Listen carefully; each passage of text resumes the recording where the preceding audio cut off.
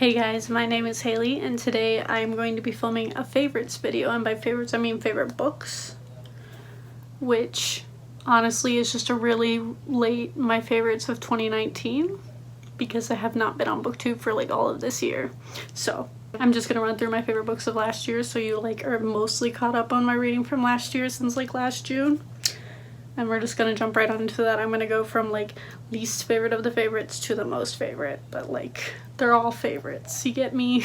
So first up is Maureen Johnson's Name of the Star Shades of London series is what it's called, which, disclaimer for this series, it is unfinished and I don't know what's going on with her publisher, but something happened with her publisher and it never got finished. There's supposed to be a fourth book and I'm very upset that it doesn't exist, and I've been upset since last year.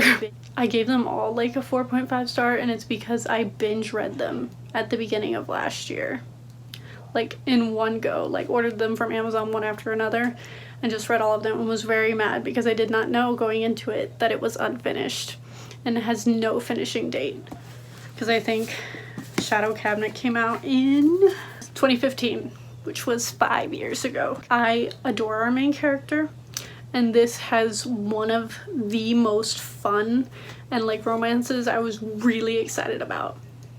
This is also a paranormal series and it like made me realize how much I like paranormal things. So if you're into the paranormal and can handle an unfinished series, I do recommend these, but prepare yourself for heartbreak in more ways than one, but especially because it's not finished. My entire family is home, so if you can hear like a TV or my brother or like the bathroom, I don't know what to tell you.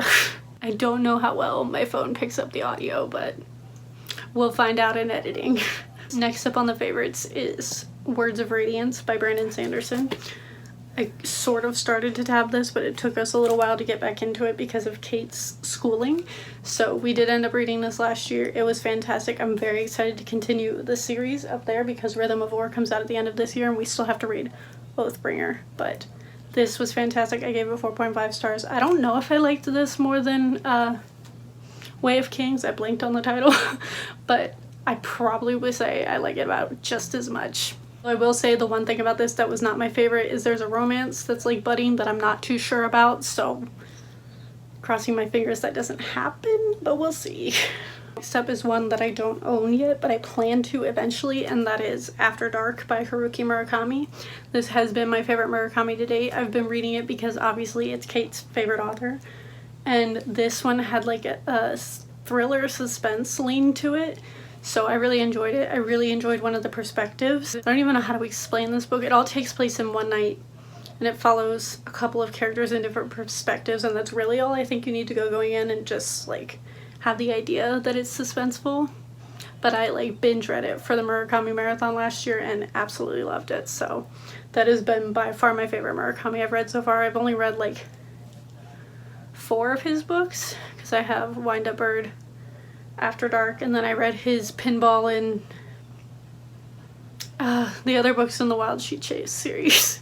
Kate's gonna correct me in the comments, but I really enjoyed After Dark, and I think it's probably gonna stay my favorite because it's right up my alley. Next up is one I didn't know if it was gonna make it to my favorites of the year, but like it has literally not left my brain, and that is Imaginary Friend by Stephen Chbosky, which I was excited because I read Perks of Being a Wallflower way back in the day, and I heard he was coming out with a horror novel, like a 500-page horror novel compared to like this big of a book that was Perks. I was very curious and I flew through it. It's one of the scariest books I've ever read, like scary moments wise. There are still scenes from this book that are like stuck in my head and are going to be there forever.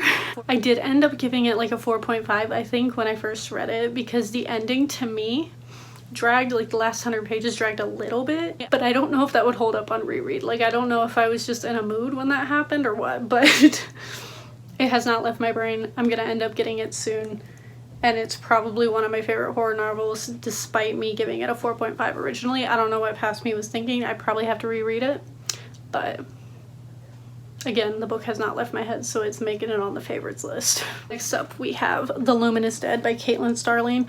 This I read in one sitting, and this was like last year when I was not doing that often. I read this in one sitting, like literally could not put it down. I think I like finished most of it in one go and like literally had to go somewhere like to church or something, and then like binge the rest the second I got back. Super fast-paced thriller. It takes place underground. It only has 2 characters and like these unseen monsters that are around, and it's so suspenseful, probably one of the most suspenseful books I've read in a really long time. I think this is a very underhyped book. Like, I've literally only ever heard like 3 or 4 people on BookTube talk about it, so if you're looking for a good thriller and like some sci-fi elements, I definitely recommend this one. The sun is going away. I'm ruining my video. It's like partly cloudy today, and I'm like debating between turning my light on and off, and every time it gets cloudy I'm like, wow, you can't see me. Or at least not as well. So the lighting in this may be a disaster. Is that better? Does this look incredibly different? I don't know. I just want the sun to come back. But I don't know when that's gonna happen, and I have several videos to film. Alright, next up is another one that I don't own, and I'm mad at myself for not owning, and it's just because I'm a bargain book shopper and refuse to buy books that I've already read full price. So, or any books full price period if I don't have to. And so the next one on my favorites list is probably the book that made me the most angry, but in like a thought-provoking way, and that is Beartown by Frederick Bachman. Was this the first Bachman that I read? I think it might have been, and it set the bar for like all of his books. I have yet to finish the rest of his books, but Beartown is gonna remain my favorite. I can almost guarantee you. I also read the sequel, Us Against You, but I liked Beartown a little bit more. And this is about a hockey town that one of the star players on the hockey team ends up raping a girl in the town, and it's the aftermath of that, of how this town reacts. And I have never read a book that made me so like actively angry of me yelling at characters, or at least not in a very long time, and it was the most frustrating thing in the world to read, but also incredibly realistic if we're being honest. So yeah, Beartown. If you have not heard of it, I don't know where you've been. If you have not heard of Frederick Bachman, I have read other of his books. He's a very good author. Hands down, a 5 out of 5 stars. I think we're in like the hands down 5 out of 5. I can't talk. I think we're in the hands down 5 out of 5 stars category, which I have like 3 or 4 of from last year. And then these last 3 change in my favorites depending on when you ask me and my mood and what's the most in my brain. I'm waiting for my sister to stop talking. No, I don't care. When you smile, wanna make you smile, yeah. And then we have the top 3. Again, depends on the day. You can ask me like 5 million times and my answer will probably change of what my favorite is of these 3. But I'm gonna start with The Turn of the Key by Ruth Ware. I've never read a Ruth Ware. I've read 5 million thrillers in the last year, and this has probably been my favorite that I've ever read. I've also read a lot this year, and this was incredibly relatable to me because I am a nanny, and it is about a nanny that goes to take care of these kids in this house that's like super high tech, but we can like, you go in knowing that there's some reason that the other nannies have left because a bunch of nannies have quit with like in a month of starting the job. And she's like a live-in nanny, so she stays there, and it has so many creepy moments and so many like, is this paranormal moments, and I absolutely adored it. I loved our main character. I loved the way the story was told. The audiobook was fantastic, and I just found the whole nanny aspect very relatable, so gave that a solid 5 out of 5 stars. It makes me want to go back and read Ruth Ware's other books, but I'm also like, what if I don't like them as much, because I have not heard as good reviews of other ones. But I've also heard a lot of people didn't like this one, and I was like, what are you talking about? That was the best book I've ever read in my life. Definitely a favorite. Also don't own it yet, but I'm hoping too soon. I'm just really bad at buying books that I've already read. And then next up, back on brand, we have a whole series that I am not going to hold up this entire time because they're kind of heavy. Oh. And that is The Bone Season by Samantha Shannon. This, hold on. This is a series that I have heard about on BookTube since I even like first heard of BookTube. Like, when did this come out? This came out in 2013, which was probably around the time that I really started watching BookTube, maybe a little later. I think I might have started in 2014 of like actively watching a ton of BookTube. But I've heard about this book, a ton of people raved about it when I was new. Not even like when I had a channel, like when I started watching it. And I have heard so many people over the years complain about how hard this magic system is to get into, and it's not even a magic system because it's mostly paranormal rather than like straight up fantasy. Like, I think you could argue for urban fantasy if you wanted to. I don't know what it's actually categorized as, but this, first of all, was not confusing. I don't know what anybody is talking about. If you've read any fantasy in your life, you can probably get into this in the sense of it's the exact same as learning any magic system. Like, I don't think it's that complicated. And if it is a little complicated, they have like maps and like trees of explaining who people are and who is what and who's what paranormal entity. So I found this absolutely fascinating. I love our main character, Paige. She might be one of my favorite characters of all time. I love her like mob boss, for lack of a better term, Jackson. He is the most fascinating character ever, and I love the love interest in here, which is, his name is Warden. I'm not someone that like really cares about romances in books, but I adore the one in this book. Like, it has kept me going through all three of them, and I like read them in a rather short period of time, and I cannot wait for the fourth one to come out. I read the novella as well.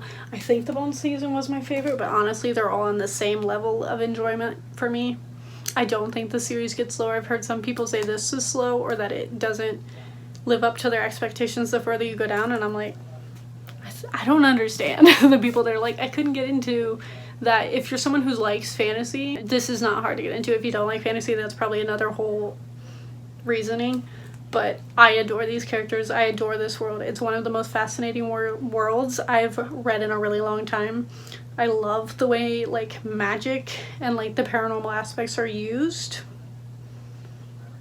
And again, I cannot wait for The Mask Falling to come out. I believe it comes out really early 2021. So I've been raving not nearly enough about this series for the last year or so. And everyone should read it. If you've been put off by it because BookTube said it was hard to get into and you like fantasy and like think it's gonna be too complicated, at least try it. That's all I'm asking. Yeah, and this could probably be a contender for my favorite of the year because I adored them. But I have another book that I have technically put at #1, but really they're on the same level as this. Last but not least, for my favorites of 2019, we're halfway through 2020, but that doesn't matter because better late than never, right? And that is The Circle by Dave Eggers. This is, once again, me almost not wanting to trust the BookTube recommendations or like the BookTube, what's the word? Climate? I don't think that's the right word. Of like early BookTube for my days. And that is because I heard for, again, years that the audiobook for this was really annoying and that people didn't like it and that the book was just okay. And it always sounded fascinating to me because I know it has to do a lot with social media. And I've learned in the last year that one of my favorite things is books that have a lot of social commentary. And this definitely has that. It's a very big commentary on social media and how it affects people, and if it was taken to the extreme would be the best way, I think, to describe it. I also really liked the audiobook narrator, so I don't know who I was thinking kept saying the narrator was super annoying, because it was not. It was a very good audiobook. So if you can find the audiobook and you can stand the narrator, because apparently a lot of people didn't like him, this is a great book. I adore this.